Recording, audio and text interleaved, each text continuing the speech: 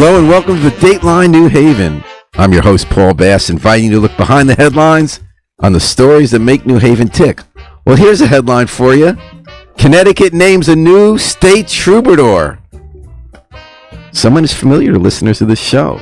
Charlie Widmer, a musician whose work ranges from bluegrass to opera to hip-hop and everything in between, has this month been appointed the new Connecticut State Troubadour for a 3-year term. And he's here in our studio. Charlie, congratulations on your honor, and welcome back to Dateline New Haven. It's so great to be back, Paul. I mean, it's amazing to think, like I said to you when I saw you, that where we've been and now where we are now, for sure. So how's it feel to be the state troubadour? I keep coming back to the word overwhelming. I think that's really the word that I would use to describe how it's felt. Obviously honored too, because I think to think that there's in some way that I can represent home and be a part of that. And there's been so many little moments, big moments that have kind of just leveled me or made me feel really almost brought to my knees, you know what I mean? Because that's interesting, because it's been just 2 weeks. The Connecticut Office of the Arts is part of the Department of Economic and Community Development. They created this position, they overrun it, they choose the person, and as Charlie said, the person, quote, acts as an ambassador of music and song to promote the state's cultural heritage. So how do you become a troubadour? So it's a really cool process. Last year they basically put the word out. We're looking for anybody that might be a good candidate for this. And, I was kind of hoping that I might get nominated and maybe, mentioned it to some friends and stuff like that. Like, if you guys would consider me. And so when the actual nomination came through, there was, of course, an application process. You kind of put forth what would it mean to you to be troubadour, what your mission might be as troubadour, your connection to Connecticut. What is it? Is it your home? Are you planning to stay here as your home, especially in your term? And so, I got the chance to lay out my argument and then, didn't think nothing of it, but said, let it be what it's going to be. Let's walk away. Sure, those kind of things, like if you're really qualified, you have a 1 in 100 chance. Yeah, exactly. And so you say, this is, it would be amazing, but I wasn't counting on it. And so then the process, was delayed and took longer and longer. And we were kind of, every time I would just say to myself the same thing if we would hear any word, which was just like, if it happens, awesome. But I'm not going to start to imagine that for myself because, as a creative, when opportunities come up, you've got to learn how to guard your heart a little bit, because, I remember when I was 20 or 21, I would, get an audition for something and I'd think, it's in the bag. That's it, dude. I'm spending the money and everything. You know what I mean? What is the pool going to look like? And that was me, especially at that age. And then by the time you're like 27, 28, and that hasn't happened, you're like, you know what? I've got to learn how to just stay level in these things. And so that's exactly what happened. So I just kind of let it ride. And when I got that email, it was like, my poor wife I've not stopped talking about it for over 2 months. So you talked about how already a lot's happened. It's been just a couple of weeks. What does the state troubadour do? And do you get paid by the state? Yeah. We have a stipend, a yearly stipend that we get. And it's kind of like an allotment that's meant for a project or a mission. Like they expect you to go around the state. Yeah, they expect you to go around the state. There's a few, kind of things that are necessary for me to do. Events I have to show up if it's a public event, like, kind of something like a governor's ball or something like that. Like those types of things. You perform at it? Yeah, I'll be performing at things like that, which is amazing because now it's when built is the governor's ball? That's a good question. They haven't emailed me yet. Now, somebody want to let me know? Put it on. And the is calendar. that just every 4 years when they get elected, or is it every year? That's a great question. That was an example. I don't know if that one's going to happen. Because I remember when he got elected last time, he had George Logan, a Republican state senator who plays in a Jimi Hendrix tribute band. Oh my Played goodness! the Star Spangled Banner. That's amazing, man. At the inauguration. That's so amazing. I mean, well, it's things like like I had the opportunity to talk to the former Connecticut State Troubadour, Kayla Farnham, and what she was telling me was like they have like let's say like there's a great program called like Kids Governor. You know what I mean? And so there's like a kid gets to be selected as governor for a week, which is this great thing. Those are the types of events where the troubadour is expected to be and to make music and to kind of. If I remember correctly, you also have a educational role, correct? Yes, absolutely. Workshops and kind of visiting schools and. A big part of it is trying to inspire the next generation of singers and songwriters. So you're going to be going to a lot of schools. Yes, yeah, for sure. That's Which is awesome. You know what I mean? I love visiting schools and seeing kids. And you'll be doing that solo with one guitar? Yeah, solo with a guitar, or depending if maybe duo, or even sometimes with On the Trail, like bluegrass band, which we have done in the past, and I have done school visits in the past for organizations like Salt Marsh Opera, and most recently we just did a couple with the New Haven Symphony. We're talking to Charlie Widmer, who is the new state troubadour. Connecticut State Troubadour has a lot of plans for the next 3 years to promote our cultural heritage, champion songwriters, and just get out there and talk about it. You also didn't do any stuff about, you talked about your Puerto Rican heritage and that you're going to try to emphasize that. What does that look like? Well, I think that, part of it is along this process in the last few years, it's coming to acknowledge that, when I'm doing what feels natural for me, I'm also standing up as a face for people that look like me or people of color, whether it's Hispanics or specifically Puerto Ricans, but, even outside of that. And it was something that, I think that, I wasn't as actively aware of until people started bringing it to my attention, when they started saying things like you're a Puerto Rican guy, you're playing bluegrass. Yeah, well, for one, you know what I mean? But since I'm so Singing mixed, opera. I can kind of look like so many different types of people. So, since I'm kind of like a chameleon in that, it was starting to get people saying things like, well, it's nice to see somebody representing us in these markets. And that was kind of the first time I went. And it's funny, Charlie, I kind of feel like that's catching up with music. It's always been true that forms of music didn't really know boundaries that we know in our society. For instance, blues and Appalachian music and all that. Right. So, and nowadays, I think it's like way out of the barn. The cow's way out of the barn. I mean, whether it's bluegrass or it's opera, hip hop, all the music you've done, everybody's in those groups. I mean, society needs to catch up. Well, they call us, they call my generation the iPod generation, because we were the first ones to kind of come up with music that was hyper accessible.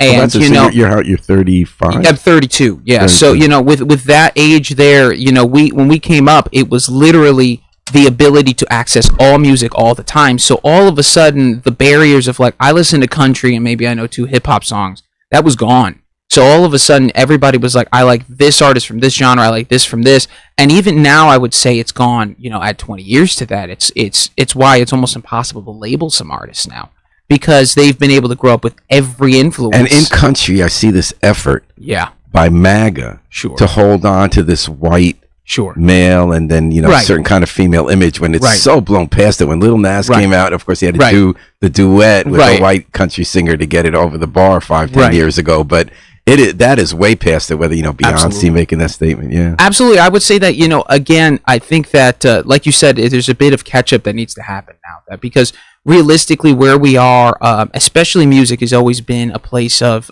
inclusion, that barriers aren't that important.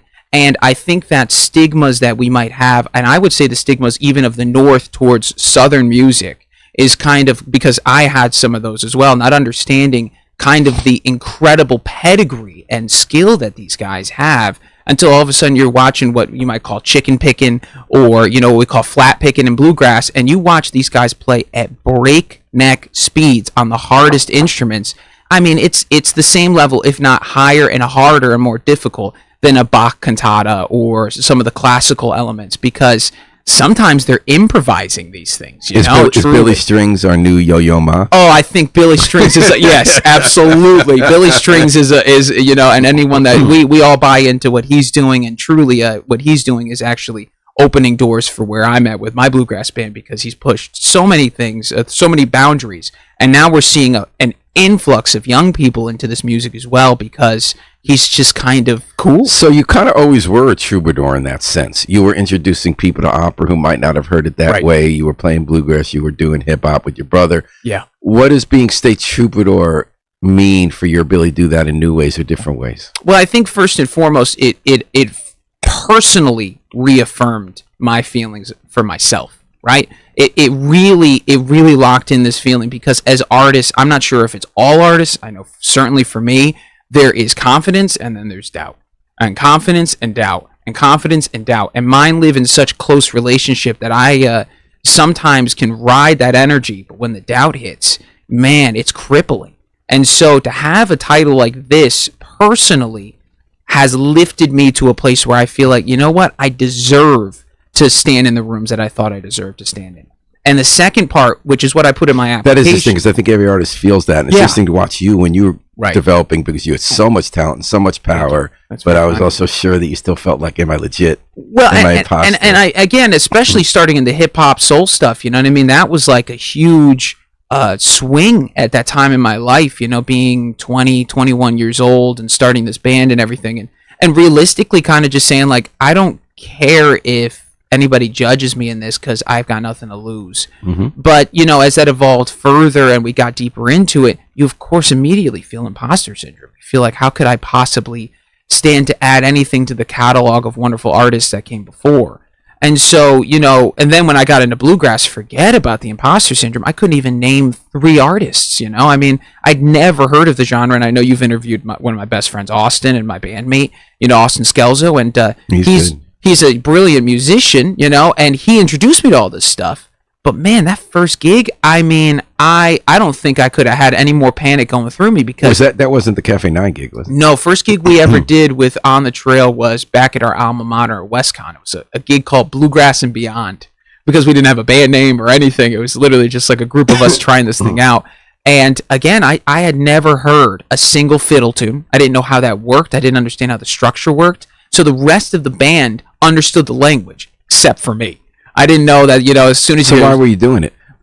honestly, it was because I'd been inspired by the Punch Brothers, which is, you know, Chris That makes Thiele's sense. group. And, Yep, yep. and that was a weird multi-genre bending Yep, kind of thing. yep. And I thought, you know, I I said, have to admit, I'm not Yeah. a huge fan of them because I feel like sometimes new grass, yeah, just that people want to be rock stars without the amplification and the benefit of having all that power Yeah. when you're playing. well, I mean, I think that I'm there's, much more of a Billy Strings person. I where hear he you when takes they- that in the gospel bluegrass kind of tradition. and he'll kick into it. I mean, for me, you know, It's just a personal thing. Doesn't No, mean I no, think no, they're no. bad. Yeah. Taste thing, of course, Yeah. you know? And I mean, you know, for me, the Punch Brothers, Thiele was one of those guys that, again, I had picked up on but wasn't aware of. Speaking of Yo-Yo Ma, right? I mean, the Goat Rodeo Sessions was, you That know, was amazing album. and that was- record was yeah. the first time I went, who is this guy?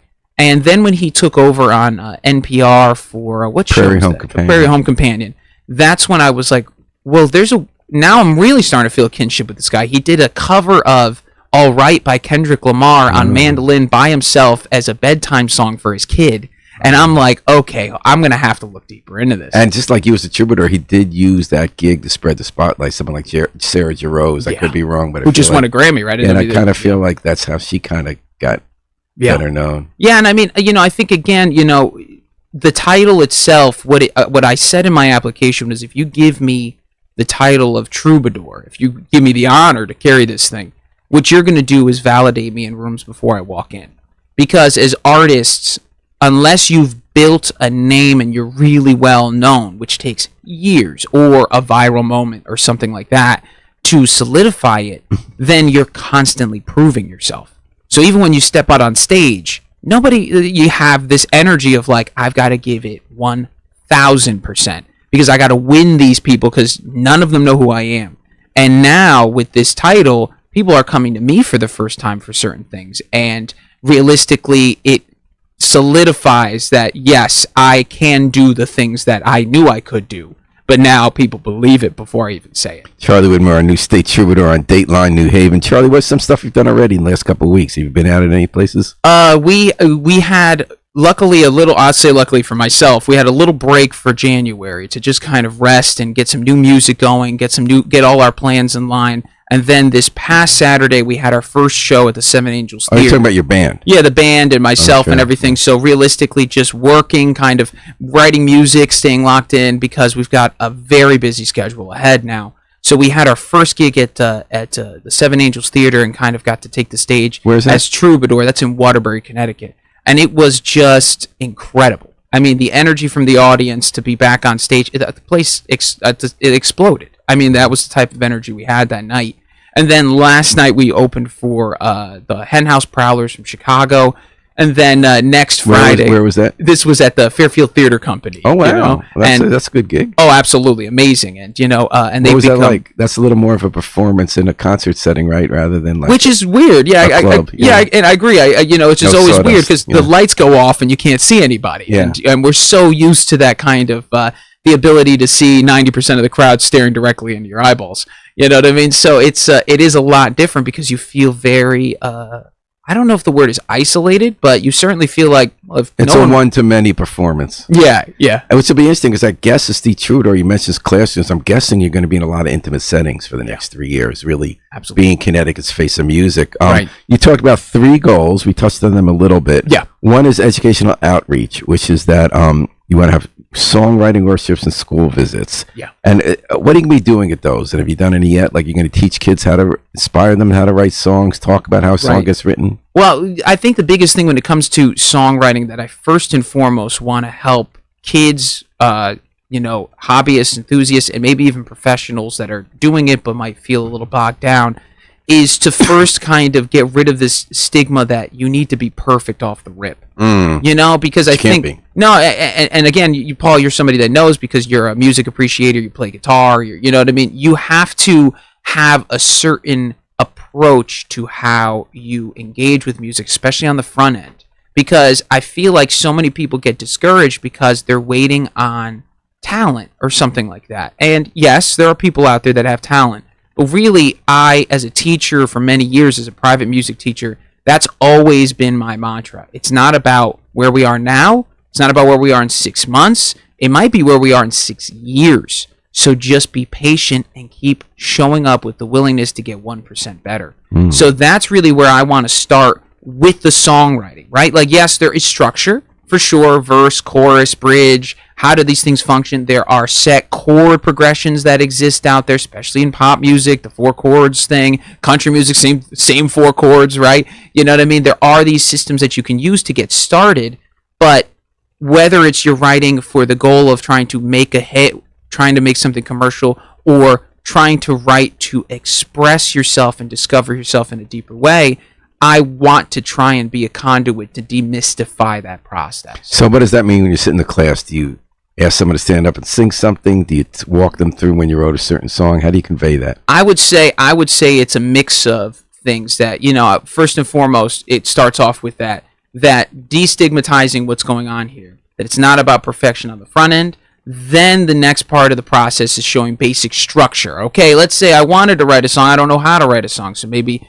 some of the easy suggestions, if you pick up any book on songwriting, the first thing they'll say is take another song, keep the melody, change the lyrics. Right? So you can learn structure and things like that and word This is what all the 60s folk songwriters did. Bob Dylan would take English folk songs and apply it to something in the headlines with civil rights. And that's or Woody Guthrie, actually, in Leadbelly. Yeah. And so that's part of the process, teaching them, okay, that's step 1. Then maybe step 2 is trying to decipher the music in your head, and how do we do that? Because so often I think people think art is like lightning hitting you and the whole thing hits you all at once and then that's it. And rarely is a piece of art that. And it's interesting you hear about those special exceptions, Right. like a Rolling Stone. He just sat down and like 5 pages came out with CFG, Right. And Elton John's "Your Song," Bernie Taupin handled the lyrics and it just came out. But you rarely hear that. Rarely, and it's nice. I mean, again, I think we as humans love a bit of magic and a little bit of storytelling, and that's awesome. But then again, what happens is it starts to set up these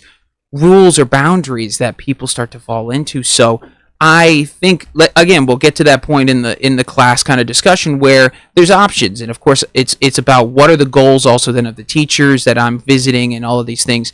But maybe it's something like we write a song together, or we take because That's so fun. much of my songwriting is melody first, and I have this system that I developed many years ago that I didn't realize is kind of standard in the industry for some artists, which is basically I get hit with a melody idea, and for myself, I have to snap at the same time as I'm doing it to keep structure of the rhythm, and then I can come back anytime. And do you do that orally, or do you sit at a piano? Yeah, no, I do it into my phone. So I'll do it, and I sing the melody and all of that stuff. And because I played guitar for so many years and piano for so many years, I can hear the chords that go underneath that melody, and then I can begin to put the thing together. But never have I ever just sang the song with all the lyrics, everything at once. Oh, let me get that guitar. I got the whole song here.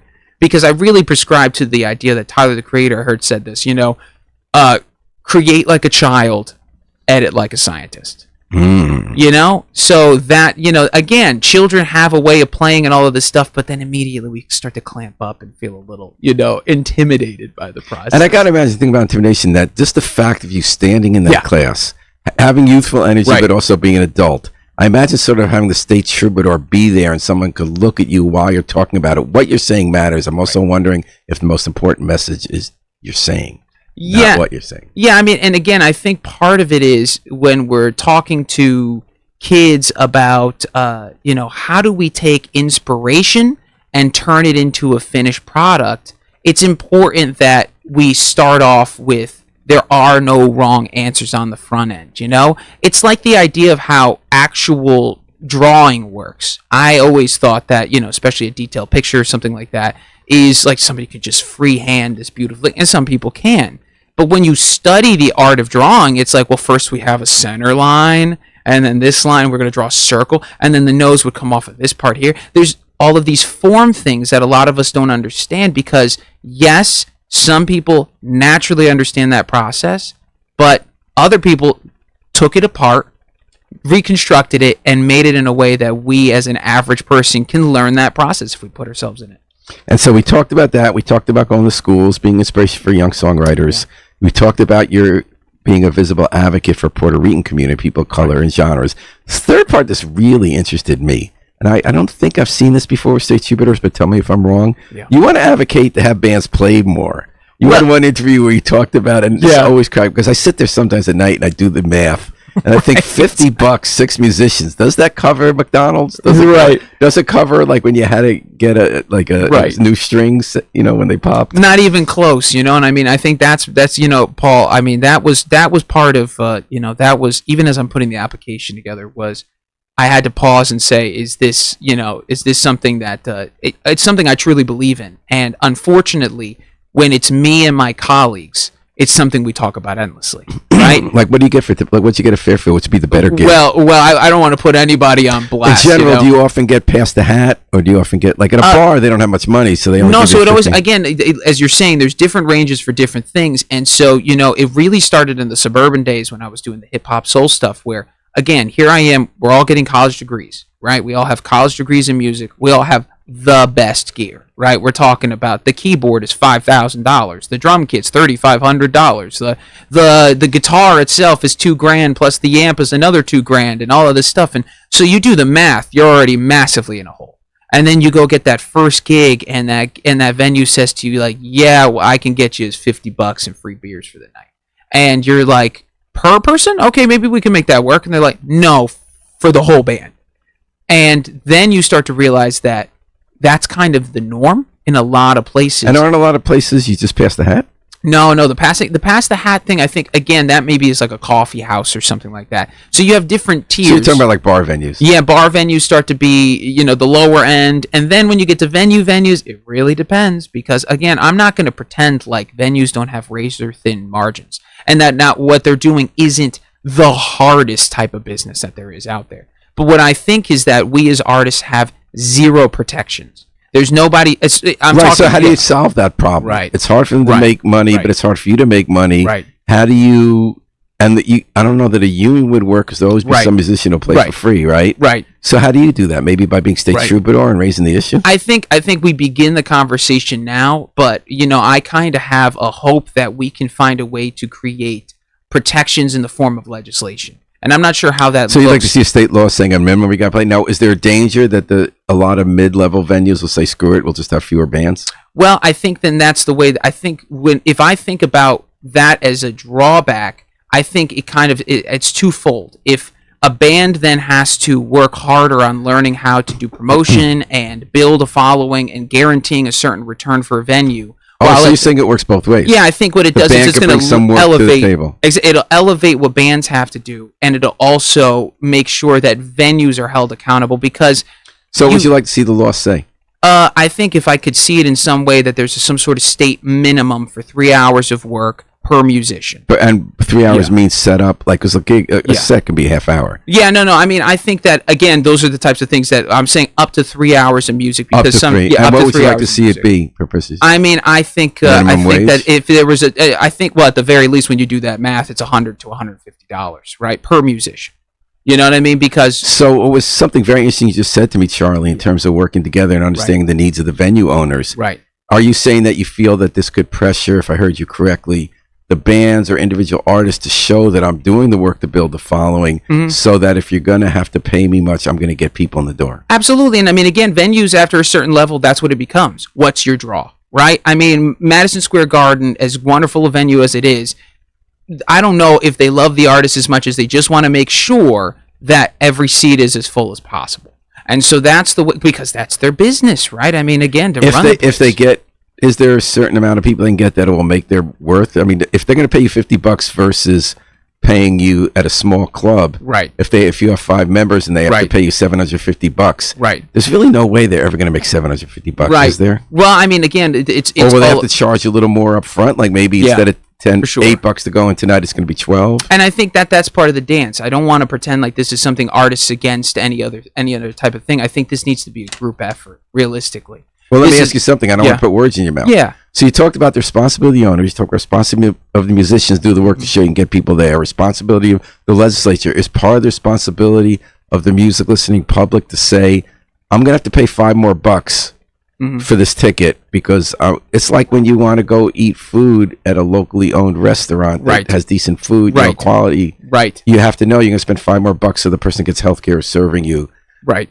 Are you saying it's also maybe the music-going public would have a role in being willing to pay another $5? Absolutely. I think part of it is that so many people appreciate what art does in their lives, but don't want to maybe take on the burden of that as much anymore. Because if you think about what the average listener used to have to fork over, if you will, or have to contribute to be a part of that experience, right? I mean, an LP was never cheap. You know, and these things, that's why they themselves were pieces of art. If you think about it, everything feeds the next thing. So you want to make sure that the LP is as gorgeous as possible and is worth that money and is more attractive and all of those things, not just beautifully in the music part of it. I do remember that key role those covers played when you sit there at the pen and flip through them. Yeah, you know, and so again, all of these things, like we've kind of lost some of these things, and it's not that we've lost incredible artists; it's that artists have lost the ability to get enough revenue stream to even make it viable. Well, I wanted to ask you about that too, because this is why another reason this interests me about this being one of your 3 foci for being a state troubadour is that with the long tail of the internet, and don't just say yes, tell me if you think I'm right about this. Yeah. I felt like there's a real shift in how you become a working musician in the last 20 years, talking about that iPod generation. Yeah. And I don't think it was a bad shift. No. It used to be if you were trying to make it as a musician, you hope some record company was going to sign you and you make tons of money. And then you make a lot of money for your recording, and then you make some to touring, and that very few people got that. With the long tail of the internet, you suddenly got many bands who got followings that were bigger than their own hometown, because if you played a certain like Mandolin Orange, you know that. So all of a sudden, Mandolin Orange wasn't just known in their one place chapel or whatever they were. All over the country, there was this small group of people like me who discovered them online.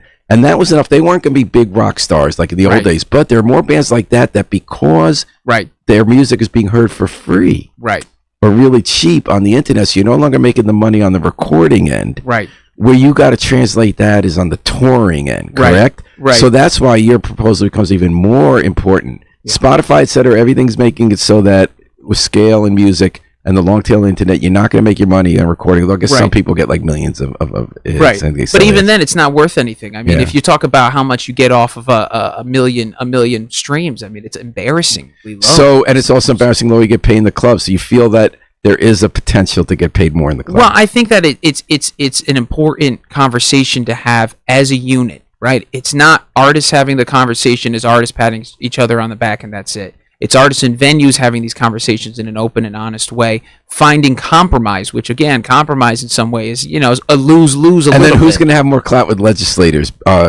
Venue owners or musicians? I think it's all of us going to them together. Oh, so go with but why would the venue owners want to be restrained by law to do this? Maybe because they feel like if I do the right thing, maybe one thing you convince them is if Toads is going to do the right thing, they want to make sure they're not undercut by some other club. Well, if they want to do the right thing, then they could say, let's just make sure everybody has to. And again, realistically, this is something that's going to be a lot of conversations to come, a lot of learning on my end, a lot of learning as a unit as we try and maybe solve this problem. Or at least, again, if we can push it 5% better, how many more artists does that keep in the business? And give me just going rates without naming venues. What's the going rate now? Well, I think it can range depending, if let's say it's anywhere from $50 to, it can be anywhere from $0 still for venues. $0. What kind of venues? It depends on small bars, venues like that. You know what I mean? How about opening acts at bigger clubs? Are those sometimes zero? Yeah, well, it's you would, again, the numbers are shocking. It can be anywhere from $0 to maximum, depending if it's a public venue, maybe 1,000. Oh, if so you're headlining. Yeah, exactly. And what do you mean by a public venue? I mean, I think some of the bigger venues that maybe can seat probably 50 to 100 people or something like that. You know what I mean? Again, I'm not talking about the venues. I'm talking more entry-level venues, because realistically, talking to something like College Street Music Hall, how they do their business, it's another level. That's now we're talking about. So you're talking about bars that have music and Yes. venues of up to 100? Yes, I would say so. Absolutely. Venues of up to 100. Yeah. So then they're going to go to the station and say, why are you going to make laws for us when we're the little guys? Well, again, that's why I think it's a matter of having a conversation about this. It's not about saying So Toads wouldn't be part of this law. No, I think it's about continue. Let's have the conversation evolve first and see where it ends up and see where that line is. Yeah. And we're having that conversation at Dateline New Haven with the new Connecticut State Troubadour, Charlie Widmer, who's worked hard to get where he is, and he has a new single out. Now, is this a solo or is this your band? This is a solo single. This is one of my songs under my name. All right, it's called Open Yourself. It's a radio edit, so we're going to get the radio version. And here it is, Charlie Widmer. Okay. All right now.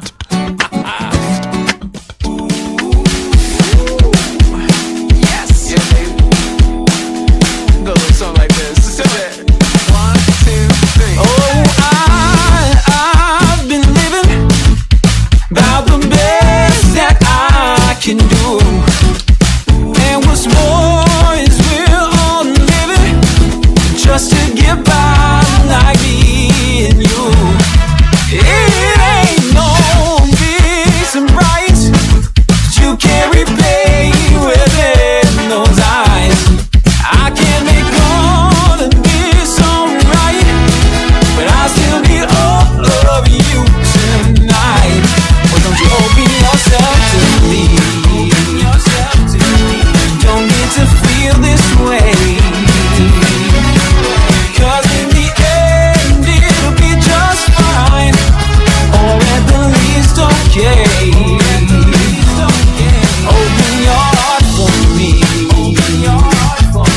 You don't need to feel this pain, 'cause in the end it'll be just fine, or at the least okay.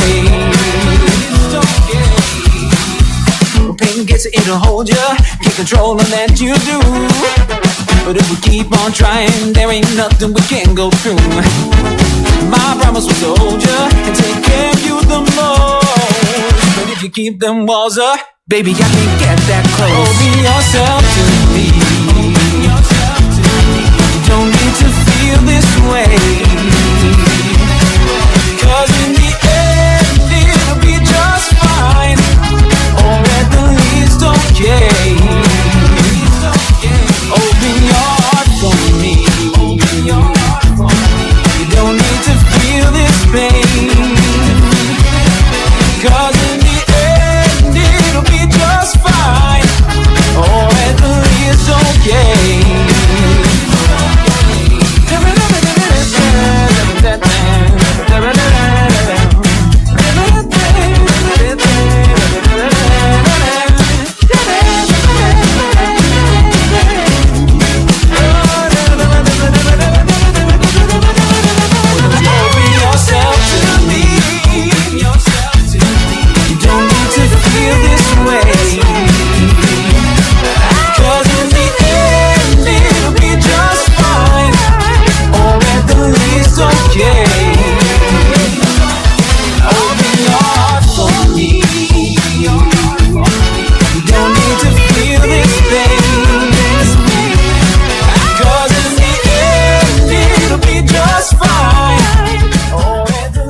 Open Yourself, the new single from Charlie Widmer. He's on a roll because he's also the new state troubadour here on WNHH-FM's Dateline New Haven. I love that piece. Thank you so really much, fun. Paul. Thank you. Yeah, we recorded that one probably a year and a half ago. Now, Back, who's we? This is a solo project. This was me back in Switzerland. I went back. So the song that I had recorded originally, my first single, a tune called "What Do I Need with Love," I remember that. which we had cut also with "On the Trail," and we've had some incredible success with the "On the Trail's" version as well. Number 3 on Sirius's XM's Brewgrass Junction charts. Yeah. It's been an amazing year last year with that same tune, and so I went back and cut an entire album that that I've had kind of in my back pocket for about a year now, and was kind of waiting for the right kind of momentum or time for the release of this Well, I love record. to feel that when it comes right out of the bat with that positive kind of good groove and the horns, and you're going. So what were you looking for here? What genre was you even put that on? I guess I don't know. R&B? Not I really. guess I would Pop? call it like I get the one that it keeps coming towards is like something like adult contemporary or something like that, where it kind of falls in between a few of these different genres, where it feels a little bit like it could have been of the '80s, but also like it feels a little bit like maybe Elton John or Billy Joel kind of Elton thing. John, the second half of his career. Yeah, exactly. And Yeah. so that song in particular, when we were making "Open Yourself," it was, especially that drum beat and that drum feel, was a really intentional choice, where we were trying to figure out what's the foundation of this song, because everything I write is guitar and voice. So me and the producer, a great friend of mine, Phil Merrick, who's this incredible Swiss producer and a big rock star in Switzerland, him and I were trying to find where's the groove for this song.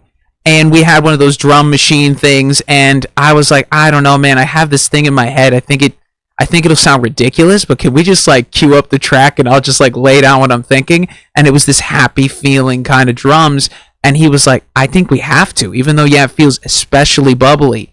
And then we had the huge honor of having this drummer named Roman Roth, who is actually the drummer of Simply Red, and goes on tour with these guys, and he's an amazing musician who lived right down the street in Switzerland, and he was willing to come in and cut the drums. So all the drums that you hear, even though it feels like it's digital. And that last minute of the song, when you kind of have the break, the solo, and then you come back into the chorus, I think it really ends on a good place. Oh, thank you. So what are you going to do with this? How do you promote it? Is there a video? No video yet for this one. Now, all of this stuff this year is kind of the year of packaging all of these things. So how would someone find this online to hear it? It's streaming on all the platforms. Yeah, absolutely. On Spotify, you can find it underneath my artist name, Charlie Widmer. It's on any streaming platforms of any type. It's on YouTube, all of the different places. The song is available for streaming or purchase. It's available on my website as well. We're getting near the end here. In addition to State Troubadour stuff, I wanted to catch up on your career. So you got the solo single you just released. Right. Stuff you had in the can. You did it in Switzerland. Yeah. You are working going hot and heavy with On the Trail. That's your bluegrass band you played last weekend. What's up with them? Well, with On the Trail, we are headed to Nashville in a week and change. We're going down there to do 2 shows as well as a bunch of recording. Nashville. Yeah, man, it's getting to be... you're going to be recording. You got new material? Yes, we're working up our next record worth of stuff. Down there, we'll be doing more, getting some really high-polished videos and stuff like that while we're there. But at the moment, we're working on the cutting of a live record in March, which we'll be doing at Parkville Sounds. It should be open to the public. We just have yet to post the details on that. Then we're also cutting an EP that we're going to be doing, a cowboy EP that I wrote of a story of this character named Cowboy Randy, and it's this whole thing about his journey to find himself and everything. So it's a 6-track EP that we're working up at the moment, and then we've begun work on our next full-length album, so that we're hoping to have by the end of this year. That's interesting. So you're really going hot and heavy with the bluegrass. Yeah, absolutely. And again, with Cowboy Randy. Yeah, what we're doing with the bluegrass stuff is realistically we're following our hearts. So I mean, realistically, it falls more towards what is inspiring to all of us, and since our backgrounds are so different, it tends to fall into our own sound. Cool. And then are you still doing any opera, any hip hop? Oh, yeah, the opera stuff that I have coming up in March, I'll be singing technically musical theater with Opera Theater of Connecticut down in Sanibel for a beautiful festival down there. We'll be doing Andrew Lloyd Webber pieces, and I'll be singing Jesus Christ Superstar and all of those great shows, Phantom of the Opera and stuff. So I'll be singing all the stuff like Heaven on Their Minds, and I'm playing Judas, if you will, in that section of the show. So it's really tough music, but I'm excited to get back down to Florida with this great group of singers. Yeah, plenty of festivals and shows to come. So my calendar's getting more and more packed. You're doing great, Charlie Widmer. No complaints, Paul. Now you're a Connecticut State Troubadour. So you're gonna be singing a lot of Charlie in places big and small and in between in Connecticut, while he tries to make a difference not just with his music, but with advocacy for other musicians, budding and already existing. Charlie, what a treat to catch up with you today. Congratulations on State Troubadour. Thanks to Harry Jones behind the control. Usually we fade in with another song, but I'd like to end by once again playing your new single, Open Yourself, because I love how it pops. Thank you. So thanks for listening on WNHH FM's Dateline, New Haven. Okay. All right now. It's like little Doobie Brothers. Oh, yeah, man. Yes. Yeah, baby. Go a little song like this. 1, 2, 3. Oh, I've been living by the best that I can do. And what's more is we're all living just to get by like me and you. It ain't no peace and bright you can't repay within those eyes. I can't make all of this alright, but I still need all of you tonight. Well, don't you open yourself to me? Open yourself to me. Don't need to feel this way, 'cause in the end it'll be just fine, or at the least okay. Open your heart for me. Open your heart for me. You don't need to feel this pain, 'cause in the end it'll be just fine, or at the least okay. When pain gets it'll hold you, get control and let you do. But if we keep on trying, there ain't nothing we can't go through. My promise was to hold you and take care of you the most. But if you keep them walls up, baby, I can't get that close. Open yourself to